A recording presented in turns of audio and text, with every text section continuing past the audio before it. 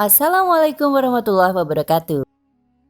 Pohon gorkot seringkali dibahas dalam hadis-hadis fitan.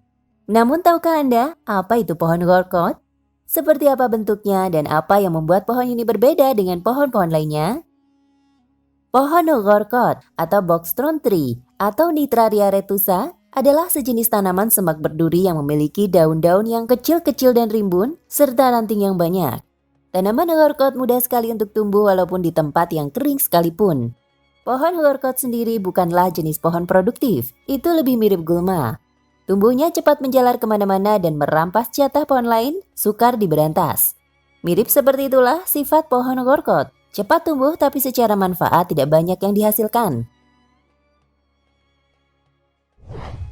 Ketika kecil, tanaman gorkot tampak seperti semak belukar, namun tanaman ini bisa tumbuh besar.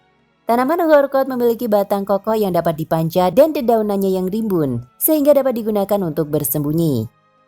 Mengenai hal ini, Rasulullah SAW bersabda, "Tidak akan terjadi kiamat sampai kaum muslimin memerangi kaum Yahudi, kemudian membunuh mereka, sehingga mereka, Yahudi, bersembunyi di balik batu dan pohon. Kemudian batu dan pohon itu berkata, 'Hai Muslim, hai hamba Allah, ini orang Yahudi di belakangku, kemarilah, bunuhlah dia,' kecuali pohon gorkot. Maka itu adalah dari pohon-pohonnya orang Yahudi." Hadis riwayat Muslim. Jika kita hidup di masa-masa silam, mungkin kita tidak terlalu mempercayai hadis ini 100%. Padahal hadis ini masuk kategori sahih. Kenapa? Karena pada zaman dulu, sebelum memasuki abad ke-20, Yahudi hanyalah sekelompok kecil golongan atau masyarakat. Yahudi belum mempunyai negara seperti Israel sekarang ini. Bahkan jika dilihat dari sejarahnya, kaum Yahudi sempat beberapa kali dimusuhi dan nyaris dibinasakan. Contohnya adalah ketika masa Hitler di Jerman. Pada masa kekuasaan Hitler di Jerman, kaum Yahudi pernah dibantai habis-habisan. Hal ini membuat kaum Yahudi terusir dan meminta perlindungan dari negara-negara lain. Bahkan, mayoritas negara yang melindungi Yahudi ketika itu adalah negara Islam. Ketika roda zaman terus berputar, hadis sahih dari Abu Hurairah tadi mulai nampak kebenarannya. Bangsa Yahudi yang merupakan bangsa terusir mulai melakukan beberapa tindakan seperti pengambilan tanah di wilayah Palestina. Hal ini terjadi sekitar tahun 1948 hingga terjadinya Perang Arab dan Israel pada tahun 1967. Kaum Yahudi yang selama ini berada dan berlindung di bawah panji Islam berubah menjadi serigala yang menerkam Palestina. Kini, sedikit demi sedikit wilayah Palestina semakin tergusur. Negara-negara lain, bahkan PBB seolah menutup mata terkait dengan fenomena genosida yang terjadi di Palestina.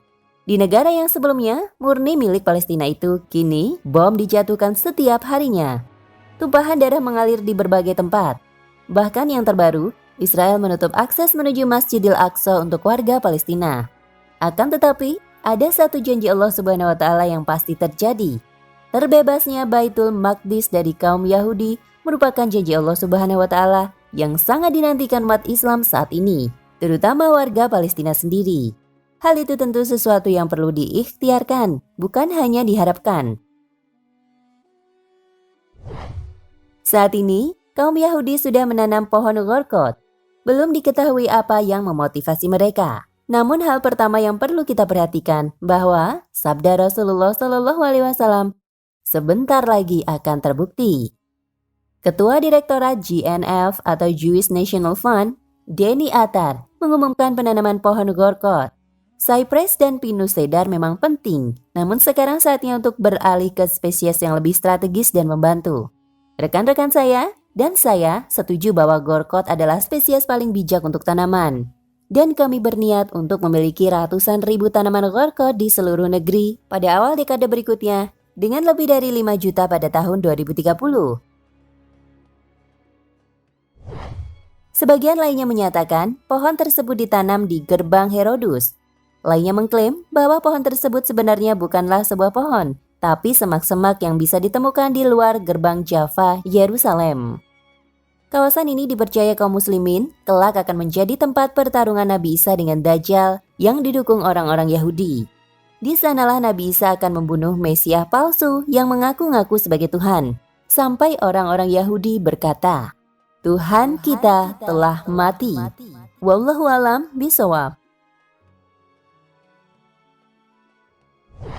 Nah pemirsa Ensiklopedia Al-Fatih, sampai di sini perjumpaan kita kali ini. Semoga menginspirasi. Jangan lupa klik subscribe di channel ini agar tidak ketinggalan info-info menarik Islam lainnya.